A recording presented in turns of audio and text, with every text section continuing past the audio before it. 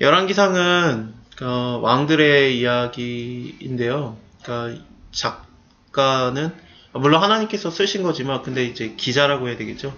하나님의 이게 성령의 영감을 받아서 이 열왕기 상하를 쓴 사람은 아마도 예레미야가 아닐까라고 추측을 하고 있습니다. 유대인들은 그렇게 생각을 하고 있는데 누가 썼는지는 잘 몰라요. 근데 예레미야라고 생각이 들 정도로 굉장히 좀 선지자의 시각에서 보는 그런 열왕기 상하입니다.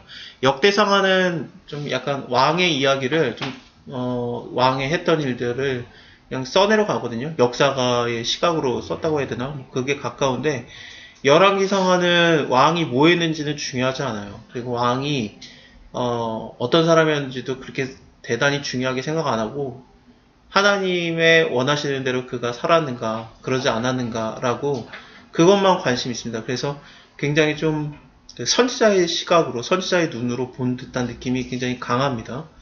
그래서 이 다윗이 말년이 돼서 죽으면서 이제 솔로몬에게 왕권을 넘길 때 그때 일로 시작이 됩니다.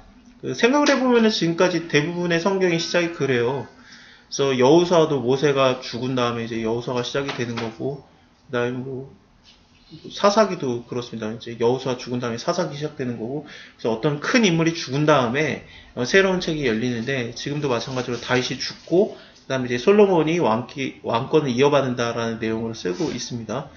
뭐 어떤 왕이 뭐 선한 왕이었냐 악한 왕이었냐 그거를 초점을 맞추지는 않을 겁니다. 그거는 여러분들이 이미 성경 공부를 많이 했기 때문에 교회나 아니면 어느 다른 곳에서 성경을 많이 봐오셨기 때문에 그 정도는 안다고 생각을 하는데, 근데 사실은 뭐 결론부터 따지면은 뭐 선한 왕 악한 왕이 없어요.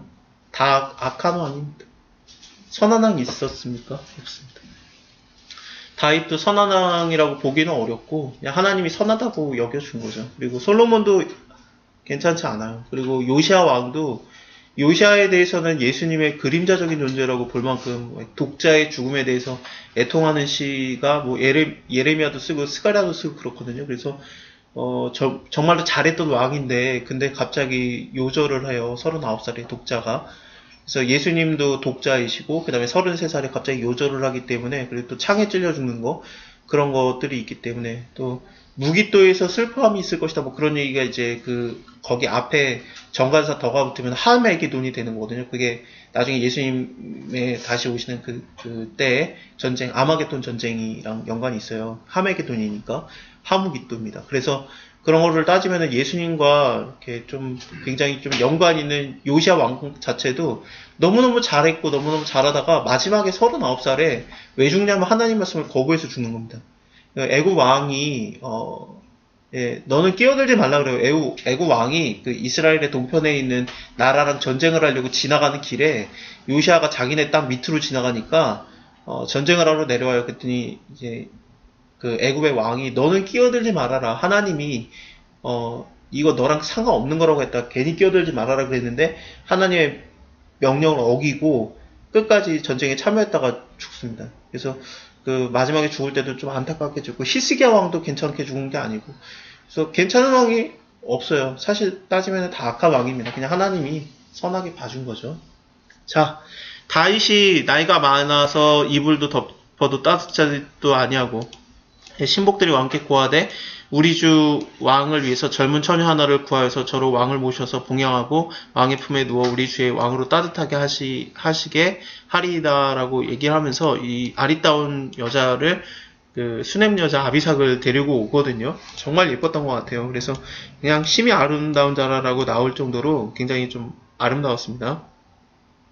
다윗 같은 경우에는 지금 현재까지 뭐 사무엘 하에서 반란이 여러 번 일어났었고 자기 아들들도 다 죽고 암논이라든지 뭐 압살롬이라든지 뭐 이런 다 죽은 것을 통해서 볼 때 이제 밧세바 취해서 그런 일이 일어났었지 않습니까? 그래서 이제 더 이상 내가 여자를 취하지 않겠다라는 마음으로 살았었어요. 그래서 다윗에게는 아내가 많았는데 이제 밧세바 이후로는 다른 여자를 취하는 게 없었는데 다 늙어가지고 또 여자 취하는 것을 또 허락을 하는 겁니다. 물론 동침은 하지 않아요. 하지만 이것을 허락했다가 이것 때문에 또 문제가 일어나요.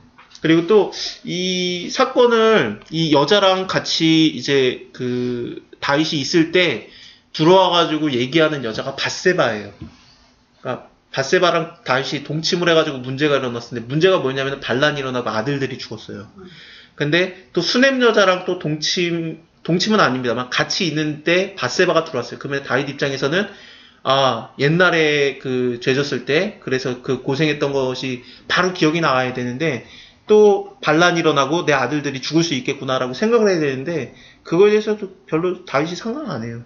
실제로 그래서 반란이 또 일어나고 또 아들이 죽습니다. 아도니아가.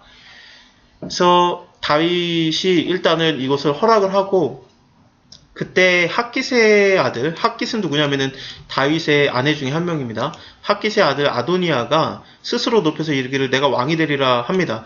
이거는 그럴만합니다. 왜냐하면은 얘는 자기를 위해서 병거와 기병과 전배 50인을 예비하니 저는 압살롬의 다음 난자다. 채용이 심히 준수한 자라 이렇게 나오지 않습니까? 그래서 압살롬이 세 번째 아들이었어요. 첫 번째 아들 암논은 압살롬에게 죽었고요. 세 번째 아들 압살롬에게 죽었고요. 왜냐하면은 압살롬의 누이인 다말이었죠. 그래서 건드렸다가 암논이 죽었고 그 다음에 두 번째 아들은 길르압이라는 자인데 걔는 그냥 소리 소문 없이 그냥 병들어 죽은 것 같습니다. 그 세 번째 아들 압살롬이 사실상 좀 장자였기 때문에 암논이 죽은 다음에 그리고 길르압이 죽은 다음에 그래서 이 압살롬이 반역을 일으켰던 건데 압살롬도 결국엔 반역에 실패를 해서 죽었고 그 다음에 아들이 아도니아예요. 그러니까 첫째, 둘째, 셋째가 다 죽었으니까 아도니아가 지금 현재 장남이에요. 사실상. 그러니까 얘가 내가 왕이 되겠다 하는 게 그렇게 약한 것이 아니었습니다. 그래서 스스로가 내가 왕이 되겠다라고 했는데 또 채용도 심히 준수한 자라 사울 왕도 생각이 나고 압살롬도 생각이 나고 그래요. 그래서 왕의 그런 외모적인 것을 갖고 있는 겁니다. 이왕이면 잘생긴 게 좋겠죠. 그래서 그 부친이 네가 어째서 이렇게 하였느냐라고 한 번도 말로라도 섭섭하게 한 일이 없었는데 다윗이 그렇게 섭섭하게 한 적이 없는 자인데 그래도 반란을 일으킨 겁니다. 아도니아가 수르의 아들 요압과 제사장 아비아달과 모의합니다. 이 수르의 아들 요압은 다윗과는 친척 관계고 그 다음에 지금까지 군대 장관이었고 다윗과 늘 함께 했는데 다윗 편에 서지 않고 이 아도니아 편에 쓰는 겁니다. 사실 다윗은 죽을 때가 다 됐기 때문에 괜찮은데 다윗이 다음 왕으로 선택을 한 왕이 솔로몬 왕이거든요. 근데 솔로몬을 왕으로 세우는 것에 그거를 반대하고 그 다음에 이 아도니아에게 붙었기 때문에 일종의 반란이 일어나는 거라고 볼 수 있습니다. 그래서 요압은 뭐 권력과 힘의 상징이 되겠고요. 그리고 제사장 아비아달과 모비했다. 이 아비아달은 그 아히멜렉이라는 자의 아들이었죠. 아히멜렉은 다윗이 사울을 피해서 도망 다닐 때 그 진설병 내줬다가 사울에게 죽었던 그 제사장입니다. 70명의 노베 제사장들도 죽었고 그때 그 아들이었던 아비아달이 에봇을 갖고 도망 나와가지고 다윗 편에 붙어가지고 늘 그 다윗의 대제사장의 역할을 했던 거거든요. 근데 얘도 반란을 일으킨 거예요. 그러니까 이런 반란이 일어나니까 다윗의 말에 따라서 솔로몬의 편에 붙는 자와 솔로몬의 편에 붙지 않고 아도니아 편에 붙는 자가 나눠지게 된 겁니다. 제사장 사독과 여호야다의 아들 분하야와 선지자 나단과 시므이와 레이와 다윗에게 속한 용사들은 아도니아와 같이 하지 아니하고 솔로몬에게 붙는 그런 형태였던 것 같습니다. 아도니아가 이 양과 소와 살찐 송아지를 잡고 왕자 곧 자기의 모든 동생과 왕의 신복 유다 모든 사람을 청해서 같이 힘을 모의하려고 했던 거죠. 선지자 나단과 분하야와 용사들과 자기의 동생 솔로몬은 청하지 아니하였습니다. 분하야는 용사입니다. 이제 곧 요압 대신하는 최고 높은 군대 장관으로 올라가는 자입니다. 나단이 솔로몬의 모친 밧세바에게 말합니다. 나단 선지자, 우리가 잘 아는 선지자죠. 다윗이 밧세바랑 동침했을 때 그때 와가지고 다윗에게 하나님의 말씀을 전해줬던 자고, 그 다음에 성전을 지으려고 했을 때 다윗이 나단에게 물어보지 않습니까? 내가 하나님을 위해서 집을 져야 되는데 내가 할까요 말까요 했더니 해라 그랬다가 나단이 그날 밤에 하나님의 말씀을 다시 듣고 오죠. 그래서 너가 날 위해서 집을 짓는 게 아니라 내가 너를 위해서 집을 지어주겠다. 너의 왕권이 영원하리라. 그리고 너의 아들이 성전을 짓게 해주겠다라고 하면서 솔로몬을 하나님이 선택을 한 거거든요. 이 나단이 솔로몬의 모친 밧세바에게 와가지고 핫깃의 아들 아도니아가 왕이 듣다고 하는데 듣지 못하였습니까? 우리 주 다윗은 알지도 못합니다. 그래서 이제 나로 당신의 생명과 당신 아들 솔로몬의 생명을 구원할 계교를 베풀기를 허락하소서. 당신은 다윗 앞에 왕 앞에 들어가서 고하기를 내 주 왕이여 전에 왕의 계집종에게 맹세하여 이르기를 네 아들 솔로몬이 정녕 나를 위해서 왕이 되고 내 위에 앉으려 하지 않았습니까? 근데 왜 아도니아가 왜 왕이 됐습니까? 라고 이렇게 말하고 있으면 나도 들어가서 당신의 말을 증거하리다. 그래서 나단이 밧세바에게 이렇게 말하라고 시킨 거예요. 그래서 밧세바가 이제 왕에게 들어가는데 왕에게 들어갈 때 왕이 심히 늙었고 수냄 여자 아비삭이 시종을 하고 있었습니다. 그러니까 이거 자체가 뭐냐면은 지금 그 밧세바와 동침을 하고 있던 사건도 굉장히 연상이 되고 동침을 하고 있지는 않아요. 아비삭과. 하지만 이제 그 수종을 받고 있으니까. 그리고 또 이걸 통해서 그 아들의 반란, 그것과 그 다음에 이제 그 죽는 거, 그런 것들이 굉장히 연상이 되는데 실제로 이런 일들이 또 일어나게 되는 겁니다. 밧세바가 몸을 굽혀 왕께 절하니 왕이 왜 왔냐? 이렇게 되겠죠. 그래서 이제 말해줍니다. 저번에 하나님의 이름으로 이렇게 맹세한 거 아닙니까? 솔로몬이 왕 된다고 하지 않았습니까? 근데 아도니아가 왕이 됐는데 왕은 알지도 못합니다. 뭐 송아지 잡고 양 잡고 그러던데요. 그리고 또 그 요압도 청하고 제사장 아비아달도 청했는데 왕의 종 솔로몬은 오게도 못했습니다. 그래서 이것들 어떻게 된 겁니까? 이렇게 빨리 그 세자책봉 안 해주면은 솔로몬을 다음 왕으로 그 안 해주면은 이 솔로몬은 죄인이 될 겁니다. 그래서 이제 밧세바가 이 말을 하고 있을 때 나단이 약속대로 들어왔어요. 그래서 나단도 들어와가지고 왕 앞에 엎드려 절하고 왕이 알고 있습니까? 아도니아가 그 다윗을 이어서 왕이 됐는데 그거 왕이 허락한 거 맞습니까? 송아지 잡고 막 양 잡고 그러고 있던데요. 요압도 있고 아비아달도 있고 그러던데요. 그러면서 다른 사람들은 아도니아 왕 만세 부르고 그러던데요. 라면서 이거를 다 얘기를 한 거예요. 그러니까 한 사람이 얘기를 해도 이거는 지금 다윗 입장에서는 지금 수냄 여자랑 아비삭의 시종을 받고 있기 때문에 예전에 내가 밧세바와 동침을 했을 때 아들이 반란을 일으켰고 그 다음에 완전히 집이 칼에 힘들었었는데 똑같은 게 연상이 되는 거죠. 그리고 또 들어와서 얘기했는 게 밧세바랑 나단이니까 이게 더 생각이 나는 거예요. 그때 일들이. 그래서 이러면 안 된다 그러면서 여호와의 사심을 가리켜 맹세하노니 자기 스스로도 기억이 나요. 왕이 가로되 내 생명을 모두 환난에서 구원하신 여호와의 사심, 이렇게 말하는 걸 통해서 볼 때 모든 환난들이 기억이 난 거예요. 그래서 내가 맹세하는데 솔로몬이 왕이 돼야지, 그러면서 이것을 정확하게 얘기를 해주는 겁니다.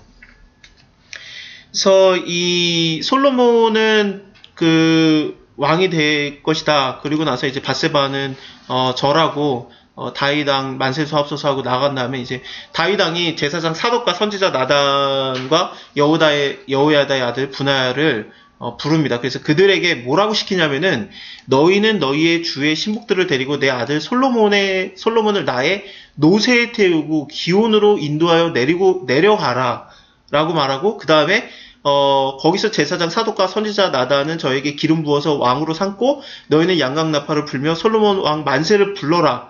그리고 올라가고 나 대신에 왕이 되라. 그래서 그가 이스라엘과 유다의 주권자가 되기로 작정하였느니라라고 이 얘기를 하거든요. 자, 열왕기상하 다시 말씀드리겠습니다. 예레미야가 썼습니다. 예레미야의 직업이 뭡니까? 선지자예요. 제사장이지만. 제사장의 역할을 했지만 대제사장은 아니었고 제사장의 레위인으로서 제사장의 역할을 했어요. 근데 예레미야는 제일 중요한 직업이 뭐냐면 선지자예요. 선지자는 뭐냐면은 미래를 보는 자입니다. 열왕기상하 지금 역사를 썼죠. 근데 선지자가 썼어요. 여기서 지금 뭐가 보여야 되냐면은 미래가 보여야 돼요. 여러분들 뭐가 보이십니까? 예수님이 보이지 않습니까? 예수님이 보이지 않습니까? 다시 지금까지 제가 일부러 그냥 쭉 읽었어요. 그 다음에 이제부터 다시 한번 제가 왜 쭉 읽었는지 말씀을 드리겠습니다. 자, 솔로몬은 누굽니까? 솔로몬은 여디디아예요. 하나님이 사랑하는 자입니다. 그 이름 자체가. 그래서 솔로몬이라고 이름을 하나님께서 그를 여디디아라고 해라 그러면서 솔로몬의 이름을 얘기를 해줬어요. 하나님의 사랑받는 아들이에요. 다윗의 아들. 예수님은 누굽니까? 다윗의 자손 하나님 아버지의 사랑을 받는 아들입니다. 이는 내 사랑하는 아들이고 내 기뻐하는 자다. 그랬죠? 그 다음에 이 예수님이 낙이 타고 올라가는 것처럼 솔로몬이 지금 왕이 됐는데 노새를 태우고 그 기원으로 인도에서 내려가라 그러거든요. 노새가 뭡니까? 말과 당나귀의 잡종입니다. 혼합이에요. 그래서 똑같이 생긴 게 뭐냐면은 당나귀랑 똑같이 생겼어요. 외모 자체가. 예수님이 낙이 타고 예루살렘 입성하시잖아요. 스가랴서를 보면 뭐라고 되냐 9장에 그는 겸손하여서 낙이 새끼를 타고 오시는 자다라고 나와요. 예수님이 여기서 딱 보여지는 겁니다. 기온이 어디냐면은 예루살렘 바로 밑이에요. 예루살렘 그 다윗성 밑에. 그래서 예수님이 올라가는 길에 이게 다 보여지는 거죠. 자, 솔로몬이 당연히 왕이 돼야 돼요. 왜냐하면 하나님의 사랑받는 자고 그 다음에 다윗의 아들이니까. 다윗이 왕으로 삼으리라 그랬어요. 근데 다른 왕이 되려고 했던 자가 반란을 일으키죠. 왕권을 뺏으려고 합니다. 예수님이 당연히 왕의 왕인데 그 왕권을 뺏으려고 했던 자가 있습니다. 헤롯 대왕이에요.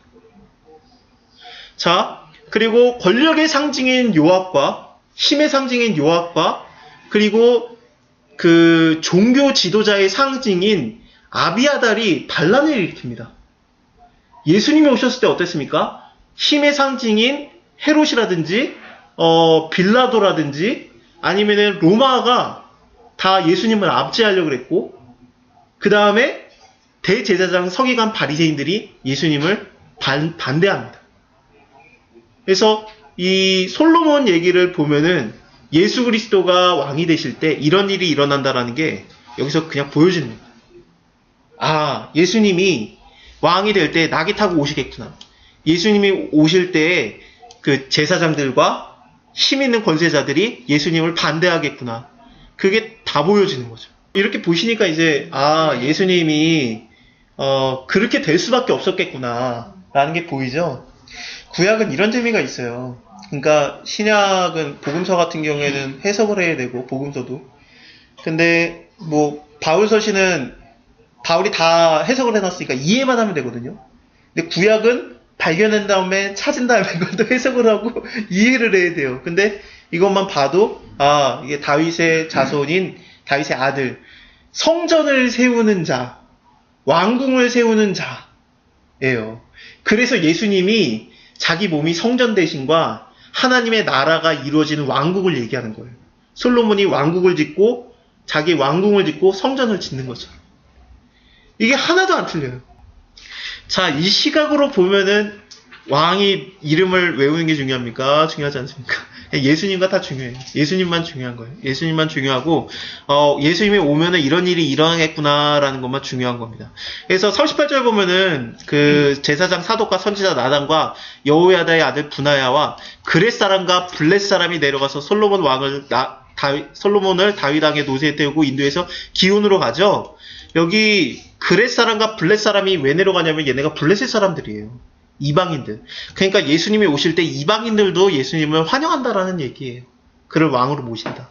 그래서 유대인의 왕일 뿐만 아니라 모든 나라의 왕의 왕으로서 등극하시는 예수님이 여기서 벌써 다 드러나고 있는 겁니다.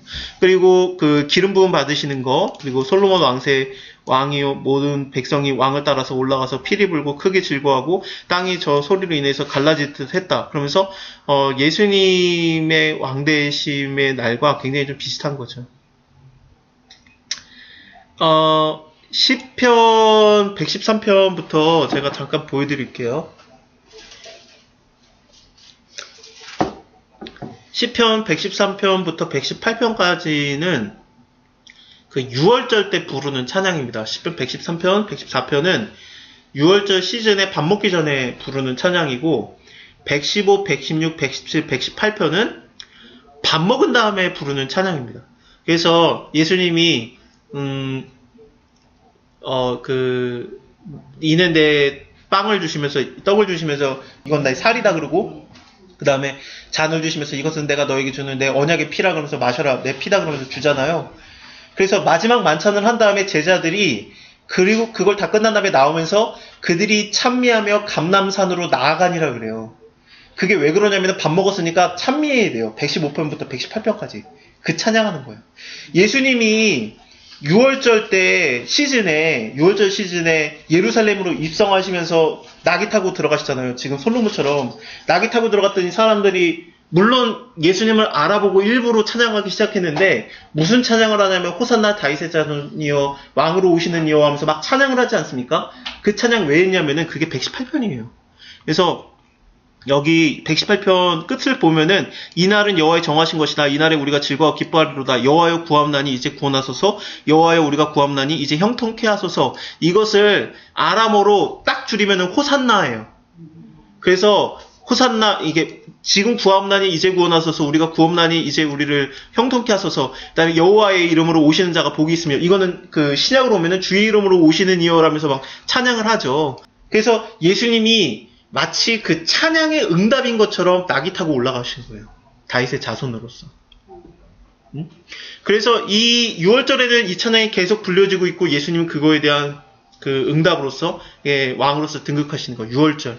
자, 6월절을 다시 생각해 봅시다. 제가 왜 6월절 얘기를 갑자기 하냐면 물론 솔로몬과 연관이 있습니다만 이스라엘에게는 6월절이 1월이에요. 그래서 이 1월 14일 날이 6월절의 시작이 되는 건데 자, 우리도 지금 1월이죠? 새해가 되지 않았습니까?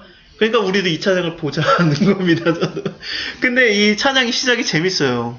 이 시작이 어떠냐면은, 할렐루야 여호와의 종들아 찬양하라, 여호와 이름을 찬양하라, 이제부터 영원까지 여호와 이름을 찬양하라, 해 돋는 데부터 해 지는 데까지 여호와 이름을 찬양받으리. 라면서, 랄랄라 할렐루야 그 찬양이 되는데, 이 하나님께서 하늘 위에 계시고 모든 나라 위에 계시고 하나님과 같은 자가 없다, 높이 계신다.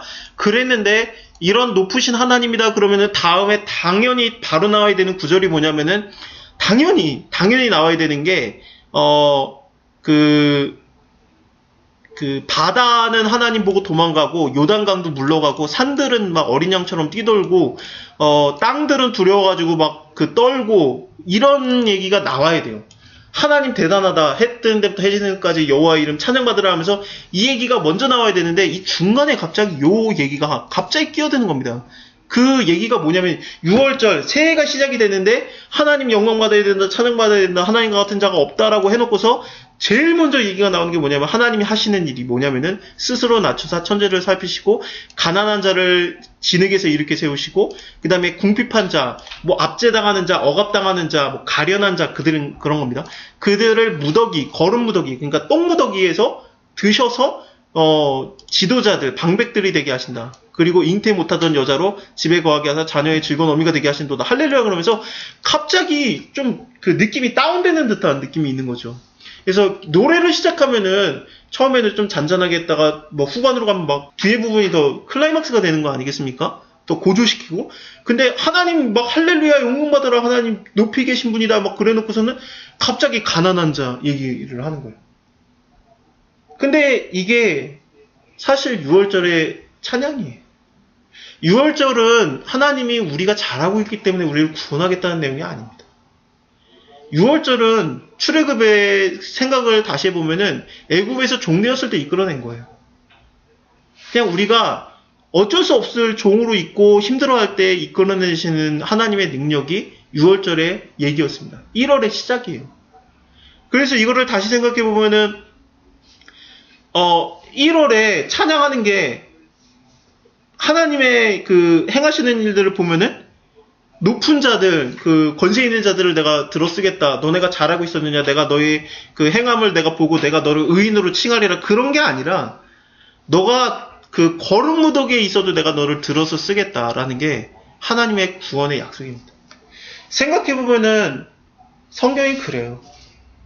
그냥 천지창조, 창세기 1장에서 하나님이 천지를 창조하시니라 빛이 있으니라 궁창이 있으니라 하나님 보시기 좋았더라. 그리고 2장에서는 막 에덴 동산 창설하시고 막 그런 얘기가 나오다가 3장에서 당장에 이제 시작됐는데 3장에서 당장 무너지는 얘기가 나와요. 마치 113편에서 하나님 찬양받았는데 더 높아져야 된다. 근데 갑자기 그냥 낮은 자, 그 구덕에 있는 자들, 그 거룩 무덕에 있는 자들 얘기가 나오는 것처럼. 근데 이게 하나님의 그 선하심입니다.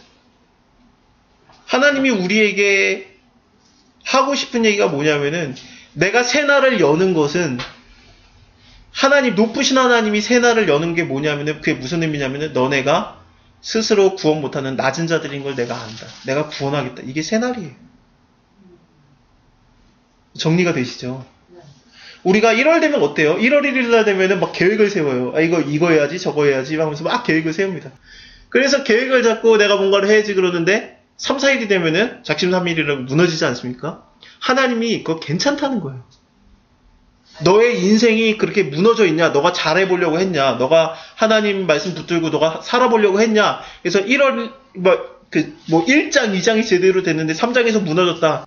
너가 그럴 수밖에 없다라는 거 안다. 내가 너 이끌어가는 거다. 내가 너를 이렇게 세우겠다. 그게 하나님의 마음입니다. 성경 전체에 다 그 얘기예요. 그래서 처음에는 잘해보려고 했는데 무너진 사람들의 얘기가 수두룩하게 나옵니다. 열왕기 상하, 역대 상하가 그 얘기입니다. 왕들이 처음에 다 잘해보려고 했어요. 근데 안 됐어요. 못했어요.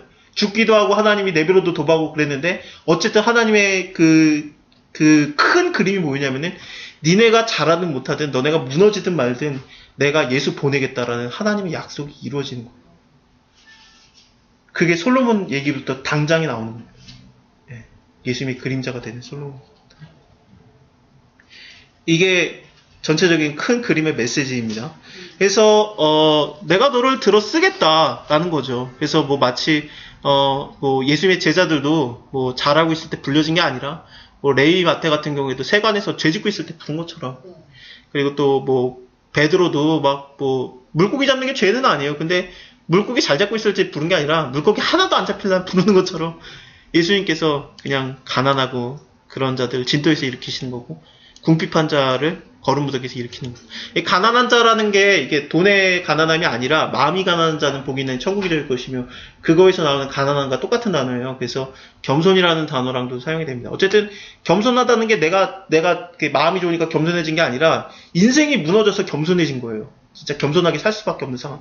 그 상황에서 하나님이 이렇게 세워서 방백들, 왕사들처럼 내가 세우겠다라는 겁니다. 그래서 이 하나님에게 기대하는 것, 그 하나님의 구원하시는 것, 하나님의 은혜는 뭐냐면은 우리가 무너져 있을 때, 우리의 눈에서 눈물이 쏟아져 나오고 있고 발이 걸려 넘어졌을 때 하나님이 우리를 그 곤란당하는 데서 우리를 이렇게 세우시는 분이다. 이것이 가장 중요한 겁니다. 자, 그럼 이제 여러분들에게 제가 말씀드린 것처럼 왕이 뭐 했는지는 중요한 게 아니라, 왕의 이름이라든지 그런 게 중요한 게 아니라, 이런 일이 왜 있었냐면 예수 그리스도가 왕이 되셨을 때 우리가 그걸 이해하기 위한 거라는 것을 알았습니다. 동의하시죠? 그러면 2장에서 무슨 일이 일어나냐면은 왕이 되면은 해야 되는 일이 뭐냐? 다윗이 솔로몬에게 이제 죽을 때가 다 돼가지고 얘기를 해주는데, 너는 여호와의 명령을 지켜라. 그의 길대로만 행해라. 그리고 법률과 계명과 율례와 증거와 그리고 모세의 율법에 기록된 대로 지켜라. 그러면은 네가 하는 것이 어디로 가든지 다 형통할 것이다. 그래서 마음을 다하고 성품을 다해가지고 이렇게 하면 왕위에 오를 사람이 너희에게 끊이지 아니하리라. 이 말씀을 확실히 하나님께서 얘기를 한 건데, 이것을 이뤄라 그러면서 솔로몬에게 얘기를 합니다. 그래서 왕이 되면 해야 되는 게 뭐냐면 하나님의 말씀을 마음을 다하고 성품을 다해서 지키는 거예요. 예수님께서도 요한복음을 보면은 내가 받은 계명은 아버지께 받은 계명이다. 그래서 마음과 성품과 힘을 다해서 하나님 말씀을 쫓거든요. 그래서 오직 하나님의 말씀, 아버지의 말씀대로만 행하고 따르려고 하는데 그게 나오는 거죠. 그래서 왕이 되신 예수님의 행하시는 것들이 이렇습니다.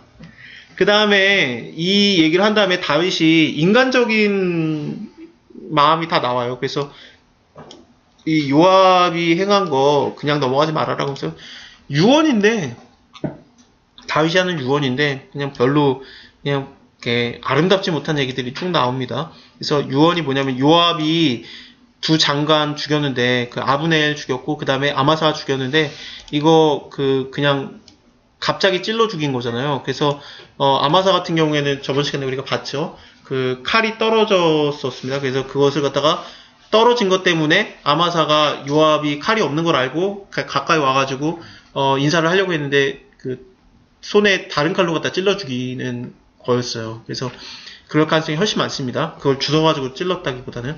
그런 것들을 통해서 보면은 요압이 몰래 죽인 거, 그 다음에 아브넬에 대해서도 이렇게 다윗이 죽이지 않기로 했었는데, 약속을 했었는데 아브넬 따라가가지고 요압이 죽이지 않습니까? 이런 것들 다윗이 뭐라고 했냐면 이 피값은 네가 받아라 다 그랬는데, 태평시대 전쟁의 피를 흘리고 전쟁의 피로 자기 허리에 띈 띠와 발에 신의 신발에 묻혔으니까 그가 평안히 죽지 못하게 해라. 너는 지혜 있는 자다라면서 솔로몬이 지혜로운 사람이라는 것을 다윗이 알고 있어요. 그래서 이미 지혜로운 사람입니다. 아이도벨의 증손자니까 당연히 똑똑합니다. 그래서 이런 얘기를 하고, 그 다음에 바실레 아들들에게 은총을 베풀어라. 왜냐하면 내가 압살롬을 피해서 도망 다닐 때 그가 나에게 후대했었다. 그러면서 이 얘기도 해줍니다. 사무엘 하에서는 바르실레라고 이름이 나왔었습니다. 바실레의 아들들에게 해줘라. 그래서 기맘이라는 자를 추천해가지고 기맘이 와있죠. 그리고 베냐민 사람 게라의 아들 시므이가 너와 함께 있나니 걔 나 따라다니면서 독한 말로 나 저주했었는데 그냥 넘어가지 말아라. 예, 죽여라. 그렇게 이 얘기를 하고 이제 다윗이 죽어요. 그래서 이게 뭐야 그렇게 싶은데, 이게 왕이 할 일이에요. 여러분들, 왕이 할 일이 뭐냐면은 다시 보여드리겠습니다. 그러니까 무제한 피를 흘리는 거에 대해서는 하나님께서 가만두지 않습니다. 그리고 또 예수님께서도 뭐라고 하냐면은 대제사장들과 서기관과 바리새인들에게 뭐라고 하냐면은 아벨의 피부터 스가랴의 피까지 니네가 피값 다 받아라 그 말을 해요. 그래서 스가랴가 사가랴라고도 이름이 번역이 되고 막 그러는데, 그래서 대제사장의 아들이었습니다. 그가 이제 왕에게 가지고 그렇게 살면 안 됩니다 그랬다가 왕이 그를 죽이죠. 그래서 이제 그렇게 죽는 게 나올 건데, 그 피까지로 생각이 됩니다. 그래서 그 피값까지 네가 다 받아라고 하면서 피값을 받는 것이 왕이 하는 일이에요. 왕이신 예수님께서 무죄한 자의 피 흘림에 대해서 그걸 갚아줍니다. 그 다음에 하나님께 잘한 자, 그래서 은총을 베푼 자, 그러니까 예수님께서 뭐라고 하냐면은 너희에게 물 한 그릇이라도 준 자는 내가 그 상을 결단코 잃지 않게 하리라 그러지 않습니까? 그래서 이 얘기가 예수님도 얘기를 하세요. 그리고 또 독한 말로 따라다니면서 저주했던 자, 예수님 저주했던 자 아니겠습니까? 다윗을 저주했었으니까 이 시므이가. 그래서 죽은 개와 같은 자가 왜 저렇게 소리를 내고 가게 합니까? 내가 죽이리까 하면서 아비새도 그렇게 얘기를 했었죠. 그래서 예수님을 거부하는 자에 대해서 하나님이 그냥 넘어가지 않습니다. 반드시 재앙을 내립니다. 그래서 악한 자에게 하나님이 심판하고, 그 다음에 선을 행하는 자에게 하나님께서 선으로 갚고, 그 다음에 무죄한 피를 흘린 자를 하나님이 그냥 넘어가지 않는 거, 이게 왕이 하는 일이에요. 예수님께서도 이 일을 다 하십니다. 다윗이 열조와 함께 누워서 자고 다윗성에 장사되었습니다. 다윗이 왕이 된 지 40년이었습니다. 헤브론에서 7년, 정확하게는 7년 6개월 정도고, 예루살렘에서 33년, 그래서 총 40년을 좀 넘게 왕이 됐었는데, 압살롬이 반역을 일으켰던 것이 만약에 40년 후에라는 말이 되면은, 지금 다윗이 죽기 직전에 압살롬의 반역이 있었고, 그 다음에 반역이 끝나자마자 또 반역이 있었죠. 그 다음에 베냐민 사람의 반역이 있었고, 그 다음에 그 반역이 또 끝나자마자 또 요압과 그리고 아비아달의 반역으로, 아도니아의 반역으로, 마지막까지도 반역으로 괴로워하면서 예수님도 반역으로 계속해서 당하다가 돌아가시는 거. 어쩜 이렇게 똑같은지. 아도니아도 해결을 해야 되거든요. 왜냐하면은 아도니아가 1장에서 제가 넘어갔는데 솔로몬을 두려워해가지고 가서 제단의 뿔을 잡고서 거기서 안 나와요. 제단의 뿔을 잡았다라는 것은 성전에 들어갔다는 얘기예요. 그러면은 그 안에서 죽일 수가 없죠. 왜냐면 데리고 나와야 되니까, 거긴 사람 죽이는 데가 아니니까. 그래서 여길로 일종의 도피성처럼 피해 있었는데 솔로몬이 내가 오늘날 너를 죽이지 않고 나중에 죽이겠다 그러거든요. 그래서 이 반란군에 대한 것을, 반란을 일으켰던 자에 대한 것을 바로 처단을 안 하고 회개의 기회를 줬다라는 게 또 연상이 됩니다. 예수님께서도 십자가 지신 다음에 바로 예루살렘 멸망당하는 게 아니라 40년 있다가 예루살렘이 돌 위에 돌아 남기지 않고 멸망당하잖아요. 그래서 좀 기회를 줘요. 그래서 이런 것들이 좀 연상이 되는 겁니다. 솔로몬이 아도니아에게 너를 오늘 죽이지는 않겠는데 네가 죄가 발견되면 내가 너를 죽이겠다 그랬는데 그 죄를 스스로가 자기가 발견되게 합니다. 그래가지고 이 밧세바에게 가가지고 말하는 거예요. 생각을 해보면은 다윗이 여자 말 잘 들었어요. 그래서 아비가일의 말도 들었고 지혜로운 여자 나발의 아내가 됐던 아비가일의 말도 들어서 진노를 멈췄었고 그 다음에 또 이 압살롬 데려올 때도 요압이 지혜로운 여자를 시켜가지고 말을 하게 하잖아요. 그래가지고 여자 말을 잘 들었는데 이 아도니아가 솔로몬도 그런 성격일 거라고 생각을 해서 그런지 몰라도 바세바에게 가가지고 부탁을 합니다.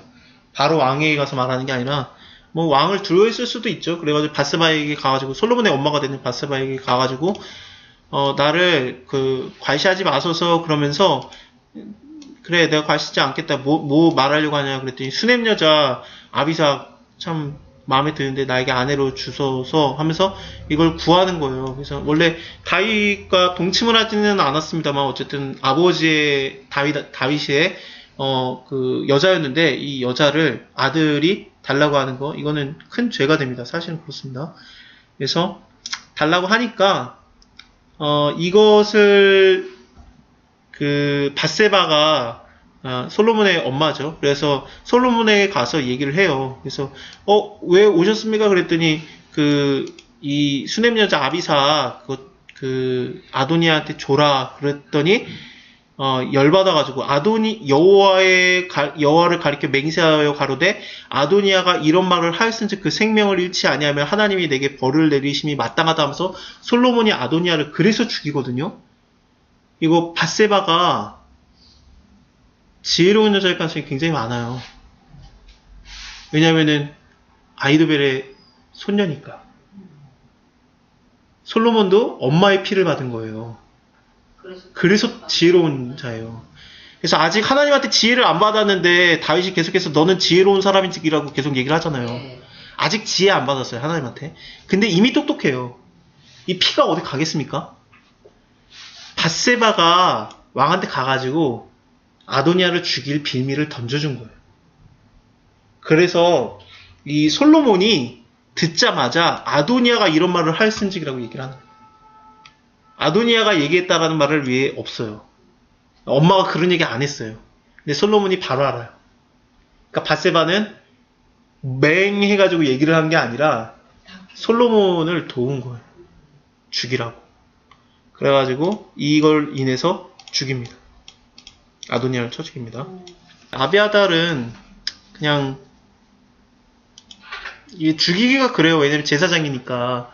제사장의 역할을 했었고 너는 마땅히 죽는 자 맞는데 내 고향으로 돌아가라. 그리고 내 아버지랑 같이 괴로워했었고 환란 때 똑같이 너도 환란 당했었으니까 널 죽이지는 않겠다. 또 여호와의 언약궤도 맸었었고 그러니까 그냥 제사장의 직분을 파면시킵니다. 근데 이건 여호와께서 실로에서 엘리 집에 대해서 하신 말씀이 응하게 하려 합니다.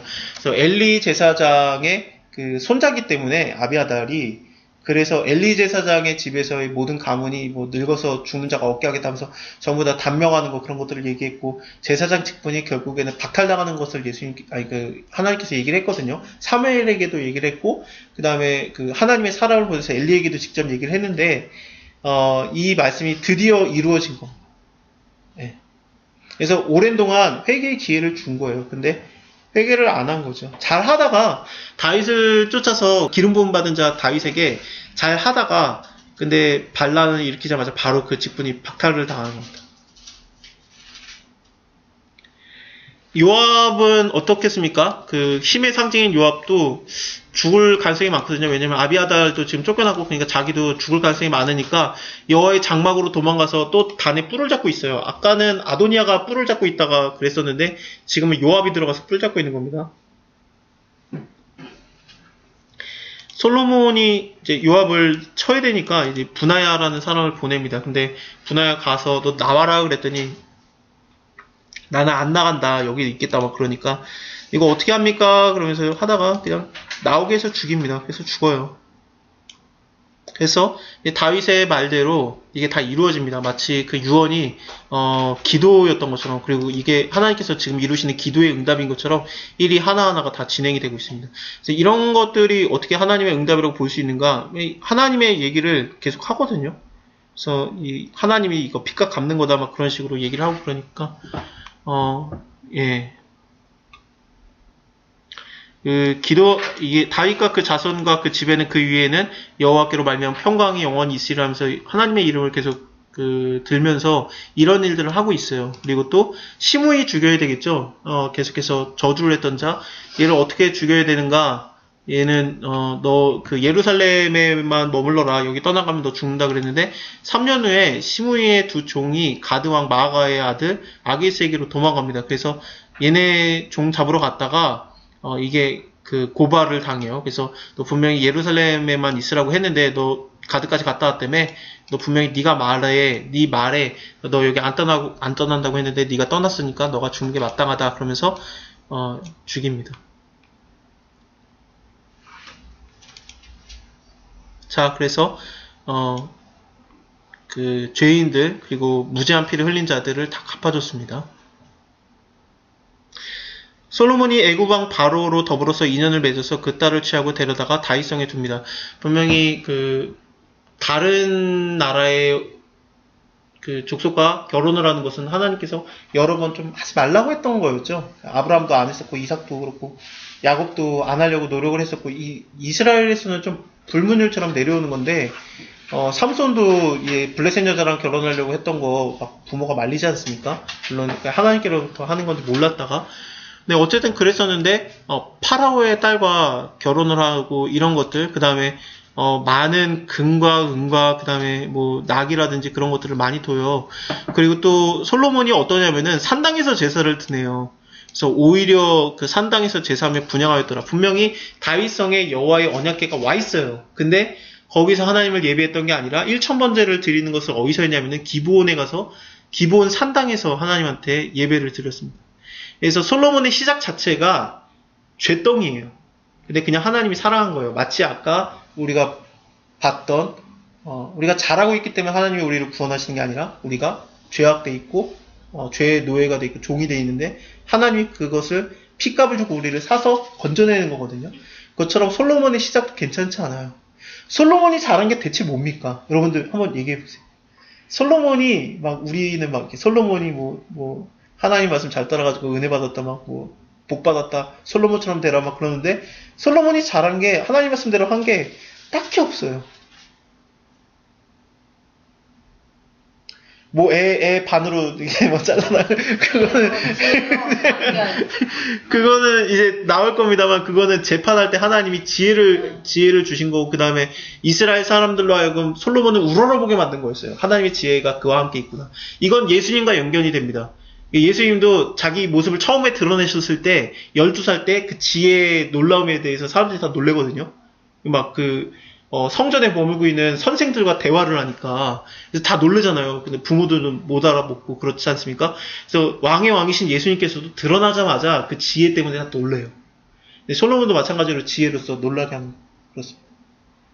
예수님이 뭐 이렇게 파라오의 딸과 결혼한 거 이것과 연관이 되느냐? 아니에요. 예수님과 솔로몬은 다른 존재라는 게 여기서 나오는 거죠.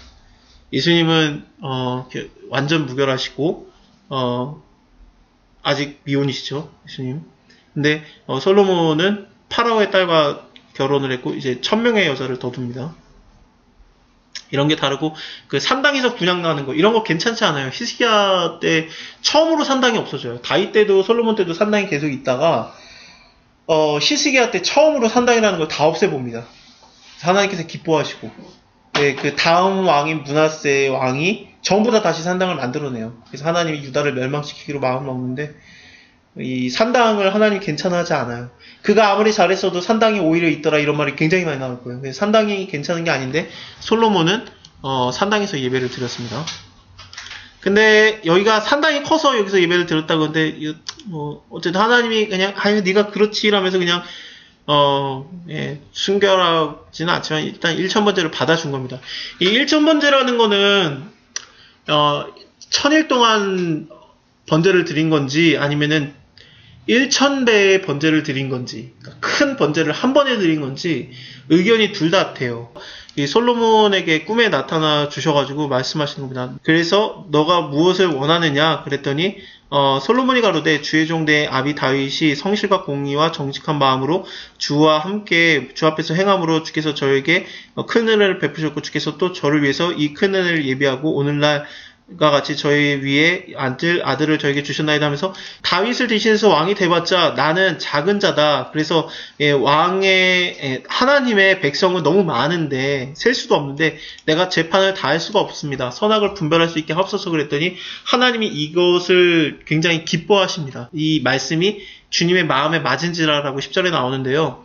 왜냐하면은 당신의 백성이다라고 계속 고백을 했기 때문에 그래요. 주의 백성 하면서 내 백성이라고 솔로몬이 받아들이질 않고 내가 왕이고 내 백성들 내가 잘 다스리겠습니다가 아니라 당신의 백성이고 당신의 백성을 재판할 수 있는 내게 지혜를 주시옵소서. 그거는 모세가 했던 거였고 그 다음에 사사들이 했던 거였기 때문에 자기의 왕됨을 인정하지 않고 하나님의 왕됨을 인정하는 거였거든요. 그러니까 하나님께서 이걸 기뻐하시면서 네가 구하는 게 너를 위한 거 하나도 안 구하고 그 다음에 부도 구하지 않고 뭐 오래 사는 것도 구하지 않고 원수들의 생명을 멸하는 것도 안 하고 그 재판하는 거 하나님의 말씀을 쫓아서 재판하는 것만 네가 구할 수 있는 그 총명한 마음 내가 너한테 주겠다. 전에도 너와 같은 자가 없고 후에도 너와 같은 자가 일어나지 못하리라. 네가 아웅광과 부와 영광과 평강 뭐 이런 것도 다 주겠다. 그러면서 이것들을 원 없이 줍니다. 하나님께서. 그래서 솔로몬이 부유해지고 그렇게 되는 겁니다. 예. 안 그래도 똑똑했는데 하나님의 지혜를 받았기 때문에 여기 분명히 우리가 아는 이제 두 여인이 와가지고 이 아이 누굽니까? 10부장, 50부장, 100부장, 1000부장에서 해결을 못한 거예요. 그래서 왕까지 올라간 거거든요. 그래서 이제 왕까지 올라가가지고 이 재판 좀 해달라고 이렇게 해산한 지 3일에 이 계집도 해산하고 나도 해산했는데 우리 둘밖에 없었는데 자다가 그 아이가 죽었으므로 내 아이랑 걔 아이랑 바꿔놨습니다. 그래서 이 아이가 내 아이입니다. 저 아이가 내 아이입니다. 하면서 서로 싸우는 거죠. 그래서 솔로몬이 칼을 빼가지고 죽여라 그러니까 나눠가지고 반반 나눠줘라 그러니까 안 된다 그러면서 그냥 내가 안 받겠습니다. 저 자식을 저 어미에게 주소서 하면서 주잖아요.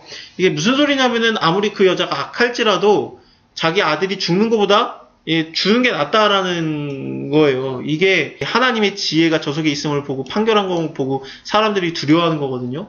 하나님이 하신 일은 뭐냐면은 하나님의 지혜가 그 솔로몬의 안에 있는 것을 보여주신 일이었습니다. 자, 그 다음에 많은 사람들이 붙습니다. 이 사람들은 동역자들인데 예수님께서도 사역을 시작하고 그 지혜가 드러나신 다음에 사역을 시작하실 때 물론 12살에도 지혜가 드러났었고 그 다음에 복음서를 보면은 예수님께서 처음으로 회당에서 설교를 해도 사람들이 깜짝 놀라요. 저가 교육을 받은 적이 없는데 어떻게 저렇게 말하느냐 하면서 놀라지 않습니까? 지혜에 깜짝 놀란 다음에 그 다음에 이제 그 제자들 뽑으러 다니시는데 솔로몬도 제자는 아니죠. 동역자들을 잔뜩 뽑습니다. 그 다음에 엄청난 부에 대해서 나오는데 그 하루 먹는 막 그 밥에 대한 얘기들 막 이런 것들이 나오고 막 그래요. 그래서 그 20절에 보면은 솔로몬이 먹는 거 22절에 솔로몬이 먹는 것들은 어떠냐? 그 가루가 30석이 밀가루가 30석이고 굵은 밀가루가 60석이다.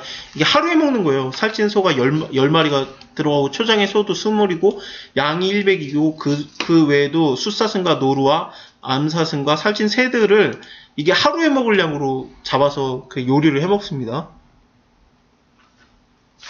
그래서 하나님이 진짜 너 마음껏 다 먹어봐라. 마음껏 다 가져봐라. 그러면서 다 준 거예요. 밀가루가 30석이라고 하는 거는 7,000리터예요. 밀가루가. 7,000리터의 밀가루를 쓰고 그 다음에 굵은 밀가루가 60석이다 하는 거는 14,000리터의 밀가루를 쓰는 겁니다. 이런 말도 안 되는 거를 갖다가 물량으로 갖다가 먹게 하고 어차피 뭐 먹어봤자 밥 한 그릇밖에 못 먹는 인간인데 그래서 그 솔로몬이 이 모든 것을 다 가져보고 다 해본 다음에 그 다음에 많은 지혜 시들을 쓰거든요. 시도 쓰고 노래도 하고 그러는데 잠언을 3,000개를 말했다. 노래는 그 1,005개다라고 나오거든요. 그래서 잠언을 3,000개를 말했다라는 것은 잠언 전도서뿐만 아니라 더 많은 것들이 있었던 거예요.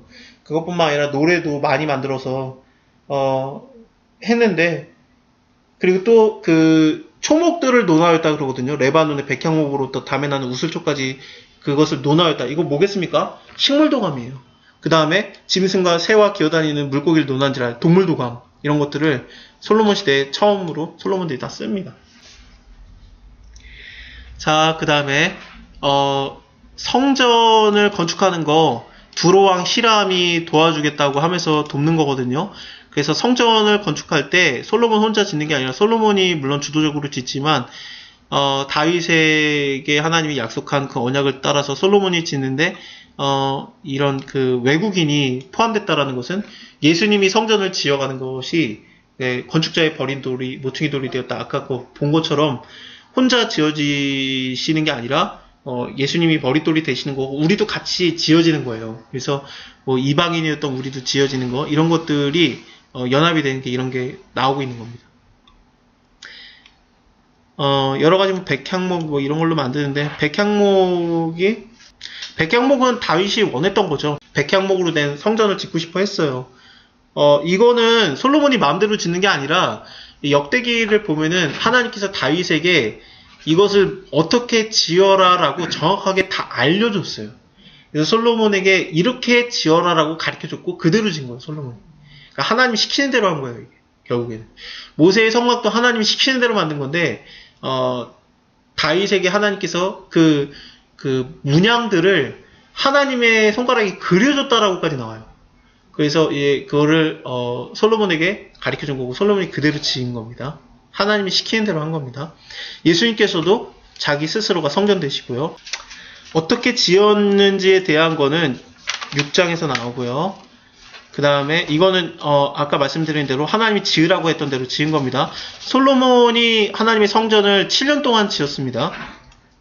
그리고 7장에서는 자기의 궁을 위해서 13년 동안 건축을 해요. 그 다음에 그 낭실을 짓는데 그 현관이에요. 그래서 거기에서 이제 현관에서 로비가 되겠죠. 로비에서 이제 재판하고 그런 거를 하는데 그런 거를 합니다만 일단은 그 자기의 궁은 13년 동안 건축을 합니다. 그 성전은 7년, 자기 궁은 13년. 그래서 자기 궁을 더 크게 져요. 그래서 하나님께서 이거에 대해서 뭐라고 안 해요. 생각을 해보면 예수님께서도 왕의 왕으로서 오신 다음에 자기의 궁을 지어가시는 거거든요. 하나님 나라를 이루어 가시는 거 아니겠습니까? 그래서 사람들이 와가지고 하나님 나라를 우리에게 보여주셔서 그랬더니 하나님 나라는 여기 있는 것도 아니고 저기 있는 것도 아니고 너희 안에 있느니라 그래요. 너희 안에 있느니라가 뭐냐면은 너희 마음 안에 있느니라가 아니라 너희가 둘러싸고 있는 내가 바로 하나님 나라다라고 말하는 거예요. 그래서 너희 안에 있는 내가 바로 하나님 나라다. 왜냐면 예수님이 하나님 자체니까 예수님이 계신 곳이 하나님 나라 아니겠습니까? 그래서 이 왕궁을 지어가는 거 하나님의 그 왕권, 예수 그리스도의 왕권을 상징하는 내용들이 쭉 나오고 있는 겁니다. 그리고 언약궤도 옮겨와야 되는데 이거는 다음 시간에 보겠습니다만 그래서 이 솔로몬이 했던 것들을 쭉 보면은 예수님이 왕으로 오셨을 때 왜 나귀를 타셨는지 왜 기온에서부터 그러니까 예루살렘 그 다윗성 밑에서부터 찬양받으면서 이렇게 여러 사람이 그 존중해주면서 올라갔는지 왜 그 찬양들이 불려졌는지 그 다음에 왜 반란이 일어날 뻔했었는지 그리고 그 종교 지도자들 그리고 권세자들이 왜 예수님을 왕으로 못 알아보고 반대했는지가 여기 다 나옵니다. 그리고 왕이 되자마자 했던 일이 무죄한 피를 흘린 자를 벌하시고 그 다음에 저주자를 벌하고 그 다음에 선을 행하는 자에게는 갚아주고 그 다음에 성전을 지어가는 거, 그 다음에 왕궁을 지어가는 거, 그 다음에 지혜로운 거, 그 다음에 동역자들을 만드시는 거 이런 것들이 솔로몬을 보면은 예수님이 하실 일이라는 게 이게 다 그려지는 겁니다. 그래서 솔로몬 얘기는 여기서 끝나요, 사실은. 그래서 물론 성전 만든 다음에 기도하는 내용이 있습니다만, 그리고 뭐 이제 그 여왕 와가지고 뭐 지혜 얘기 듣고 그거는 있어요. 근데 그 이외에는 솔로몬이 죄 짓는 얘기만 쭉 나와요. 예수님은 죄를 안 짓죠.